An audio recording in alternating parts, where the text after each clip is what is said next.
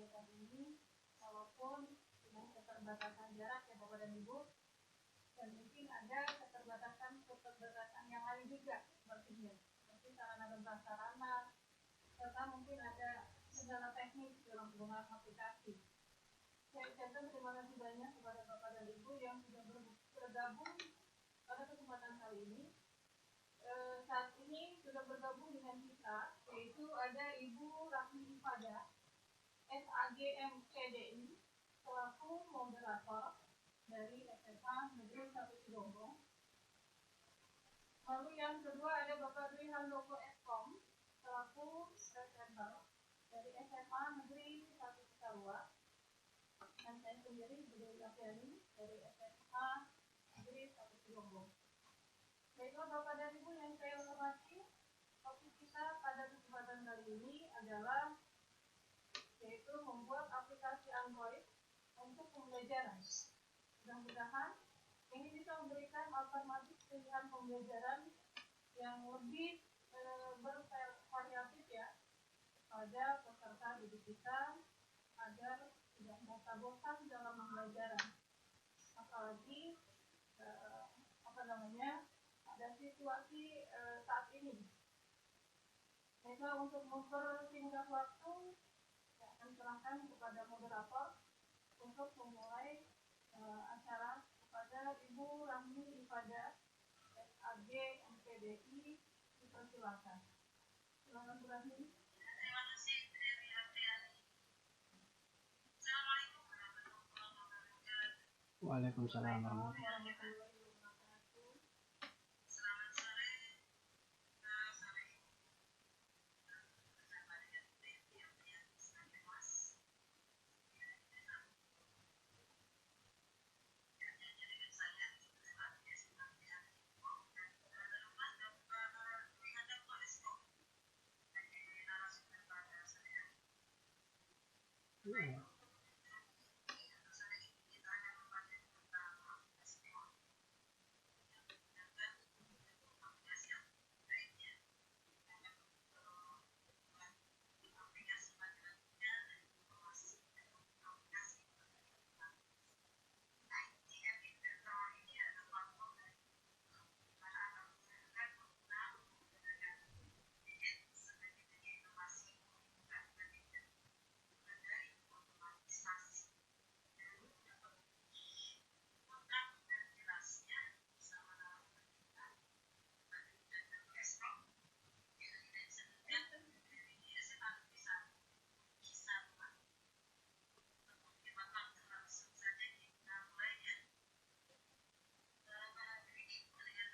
Oke, mendengar Bu. Oke. Insya Allah Bu. Ya.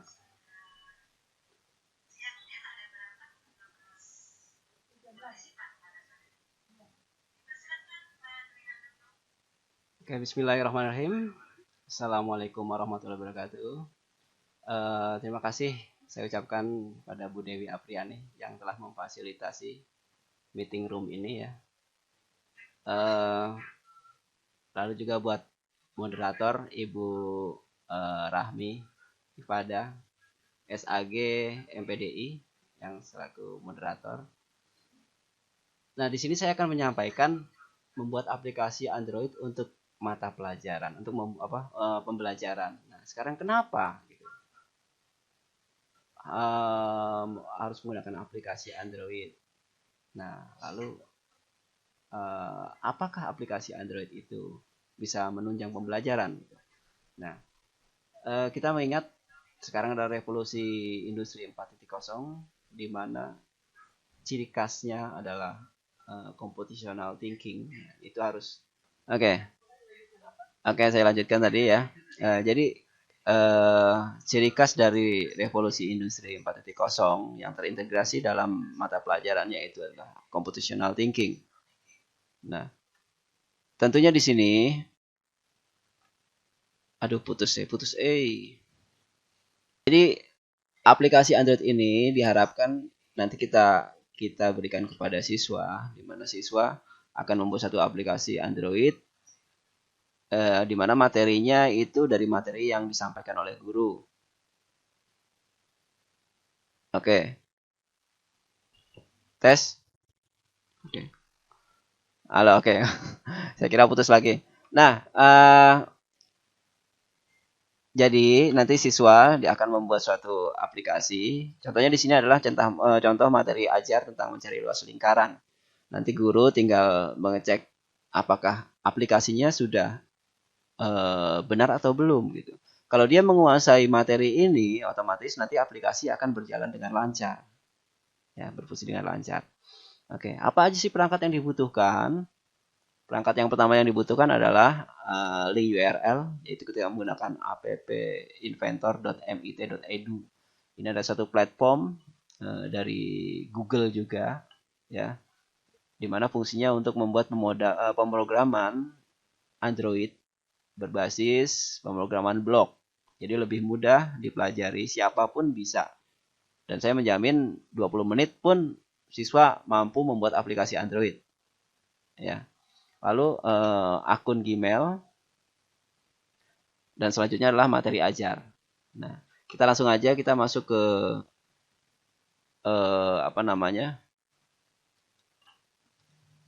MIT inventory-nya. Nah, oke, kita di sini ya, kita hubungkan dengan MIT inventory-nya. Nah, seperti ini. Nanti tampilannya seperti ini, ya. Lalu kita create app. Nah, seperti ini, create app.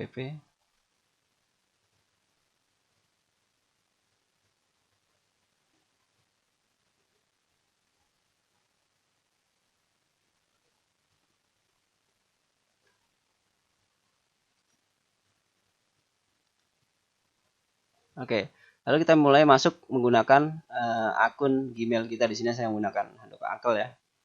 Nah, ini kita masukkan akunnya. Ini passwordnya sudah, saya masuk kembali lagi.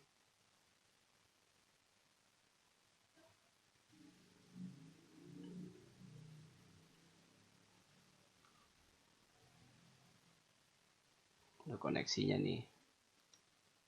Oke.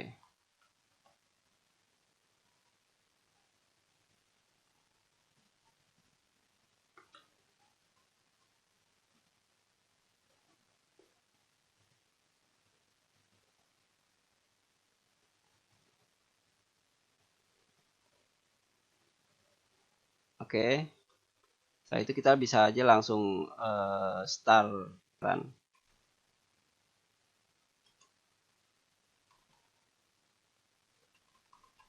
Tidak boleh pakai spasi ya.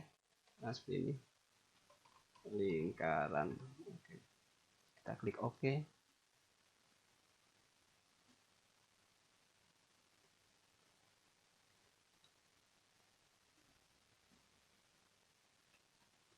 Nah, ini adalah tampilan awal.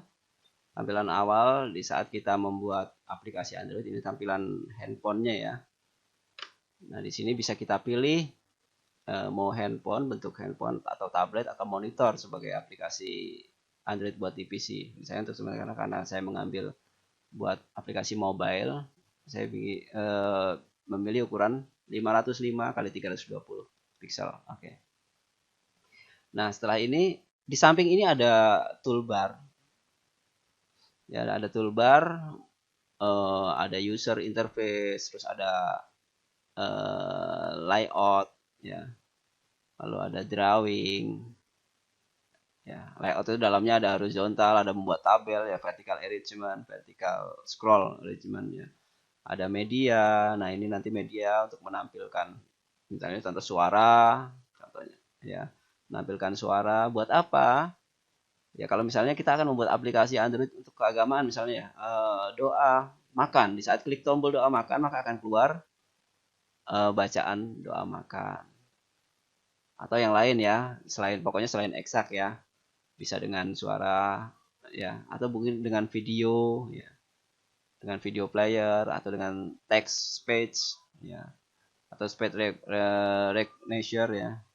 Nah, ini ada drawing animation. Nah, ini biasanya untuk membuat game ya. Membuat game sederhana. Ini kayaknya misalnya untuk anak-anak SD ya.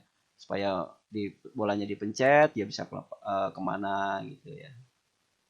Nah, ini ada map. Nah, mapping ini biasanya digunakan untuk membuat pembelajaran-pembelajaran geografi ya. Ada navigasi ya untuk perhitungan-perhitungan misalnya azimut, back azimut, retraction dan macam-macam ya. Nah, kalau ada lagi di sini toolbar adalah sensor di sini ya, sensor untuk biasanya untuk pelajaran fisika ya. Tentang data loging ya, data logik gitu ya. Ini bisa digunakan penggunaan termometer. Nah, ada lagi di sini toolbar tentang sosial media untuk membuat medsos sendiri. Ya. Bisa dengan apa namanya membuat phone number, kontak fixer dan macam-macam. Twitter juga bisa. Ya. Nah, kalau storage ini adalah penyimpanan ya. Penyimpanannya di cloud, ya di cloud atau di komputer awan. Lalu ada connectivity. Connectivity itu biasanya kalau handphone kita, aplikasi kita ini kita akan koneksikan dengan perangkat Bluetooth yang lain. Bahkan dengan web, perangkat web. Ya. Jadi yang disebut dengan IoT, Internet of Things, ini bisa menggunakan ini. Ya. Dan yang lain ini adalah platform-platform yang dari Lego biasanya untuk membuat aplikasi-aplikasi robotika. Dan dalam pembuatan program Android itu biasanya yang digunakan hanya ada user interface ya untuk awal-awalnya dan layout aja untuk tata letak. Layout itu hanya untuk tata letak di sini. Ya. Oke, kita mulai aja ya. Nah, tadi di sini materinya adalah mencari luas lingkaran. Ya. L luas sama dengan pi r kuadrat. Ya. Pi itu kita asumsikan 3,14 kali R kali R. Mencoba membuat program sederhana. Nah, ini tampilan awal. Apakah ini bisa kita rubah? Tidak tulisannya screen 1 gini? Bisa ya. Saya bilang bisa. Di sini screen ini kita scroll aja. Kita ganti menjadi menghitung lingkaran. Nah, seperti ini.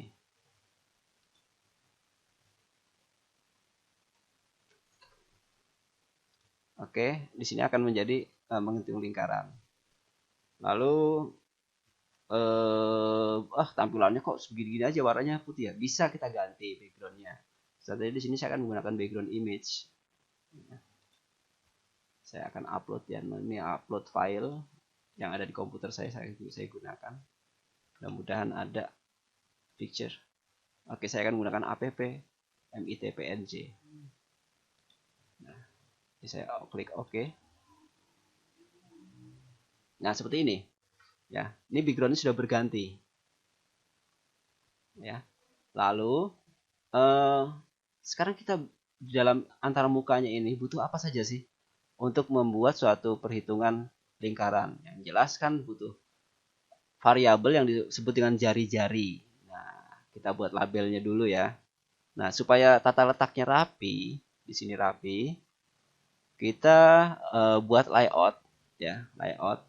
Kita ambil tabel arrangement. Nah, kita drag seperti ini ya. Nah, di sini kolomnya 2. Terus row-nya juga 2. Nah, supaya tata letaknya ya. Bisa kita tambahkan, Kak? Bisa ya. Kita tambahkan, misalnya row-nya ada 4. Ini. Ya, ini ada 4 row-nya. Oke. Sekarang coba kita masukkan variabel-variabel yang kita butuhkan dalam membuat satu antarmuka. Yang pertama, saya akan menggunakan label. Nah, di sini ada label. Saya drag saja. Drag seperti ini. Saya klik labelnya. Nah, ini teksnya di sini, di bawah ini ya. Di properties ini, saya ganti menjadi jari-jari.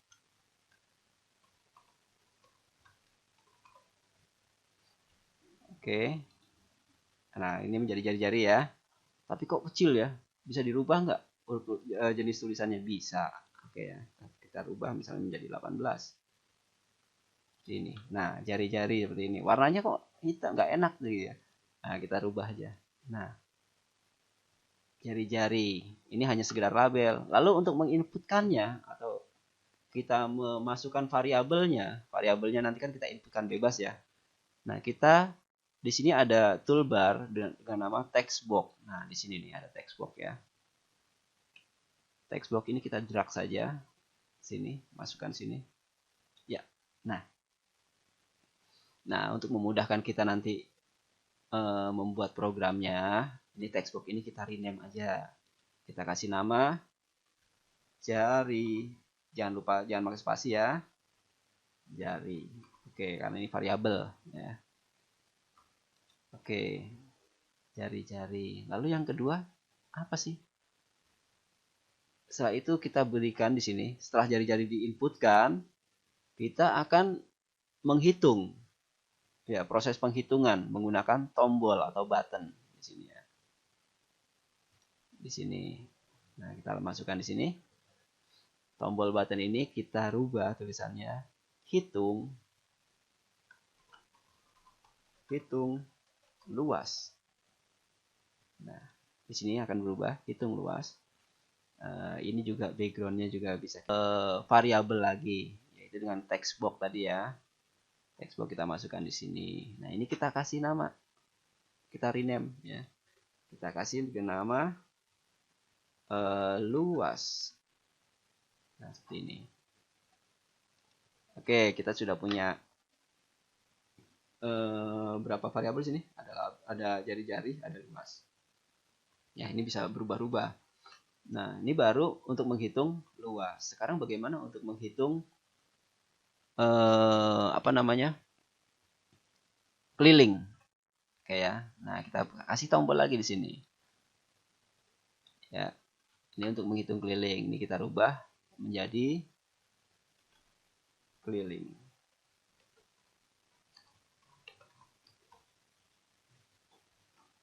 Oke. Keliling ya. Ini juga kita rubah buttonnya, warna button. Nah, seperti ini kita buat variabel dengan menarik drag text box ini ya. Text box ini masuk ke sini. Jangan lupa untuk memudahkan kita, ini kita rename menjadi keliling. Oke. Nah, ini. Tapi kok di sini bingung kita, ini button 1 tuh apa sih? Nah, daripada kita bingung, kita klik di sini button 1.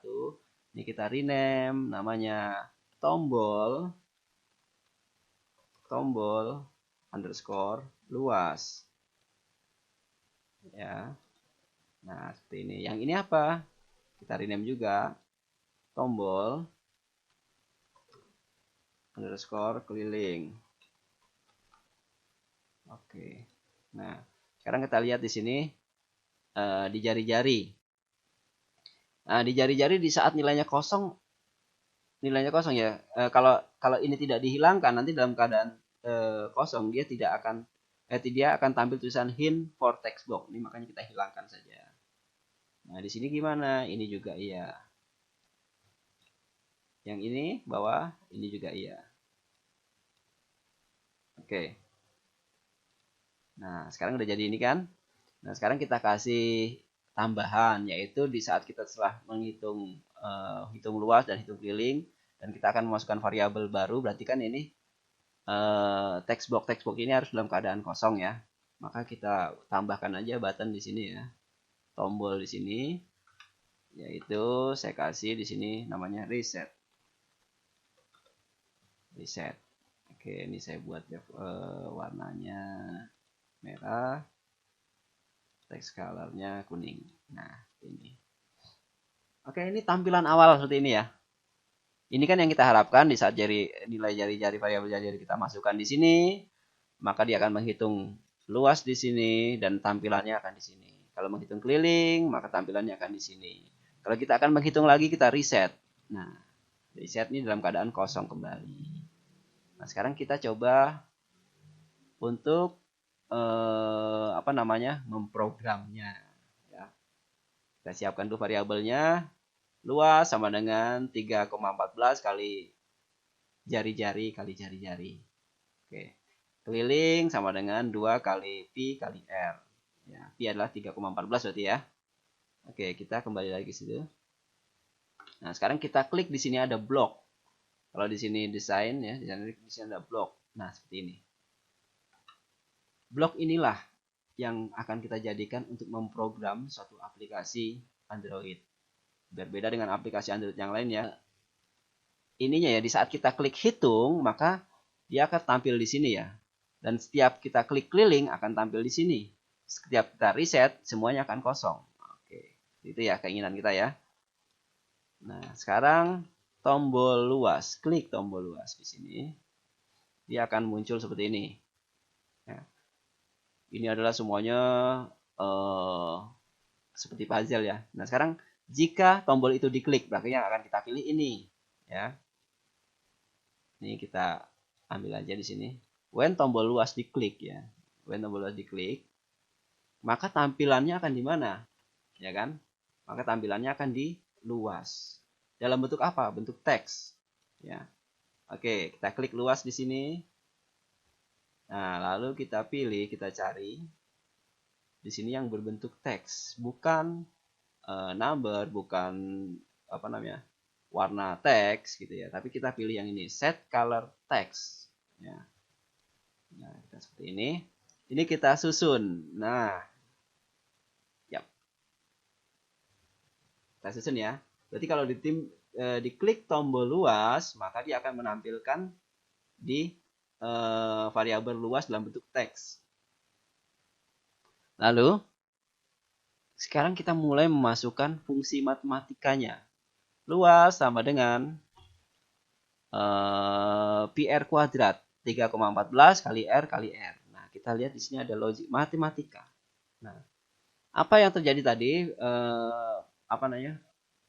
Aritmatik yang terjadi tadi apa? Perkalian ya. Kan 3 pi R kuadrat. 3,14 kali jari-jari kali jari-jari. Nah, ini seperti ini ya. Ini adalah kita cari di sini ada penjumlahan, ada pengurangan, pembagian, perkalian, pangkat, dan yang lain-lain masih banyak banget di sini ya. Nah, kita pilih yang perkalian. Nah, di sini. Ini kita susun di sini. Ya. Kok ini hanya 2 kolom ya? Sedangkan yang dibutuhkan pi 3,14 kali R kali R. Bagaimana caranya? Kita bisa menambahkan di sini ya. Number di sini ada tulisan number. Kita drag ke bawah, maka dia akan keisi di sini. 3,14 itu adalah variabel yang bisa kita tentukan sendiri. Sedangkan R itu kan berubah-ubah ya, variabel bebasnya. Makanya kita klik di sini Math. Nah, di sini variabel yang kita bisa tentukan sendiri. Di sini ada report the number shown. Ini kita masukkan aja sini. Ini kita rubah menjadi 3, koma itu kalau dalam bahasa pemrograman dibaca titik.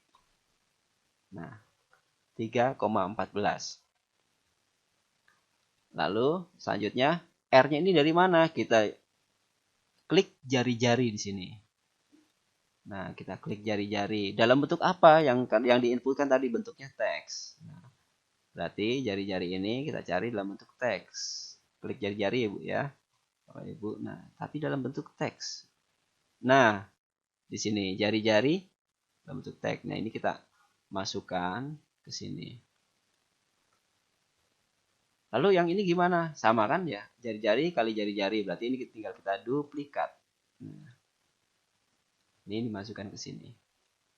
Nah, selesai untuk penghitungan luas. Sekarang untuk menghitung keliling. Ya, kita klik tombol keliling di sini. Ya. Dia akan beraksi apabila tombol diklik. Nah, makanya kita ambil yang paling atas ini. Ya. Tombol keliling. Tampilannya di mana? Tampilannya ya di keliling.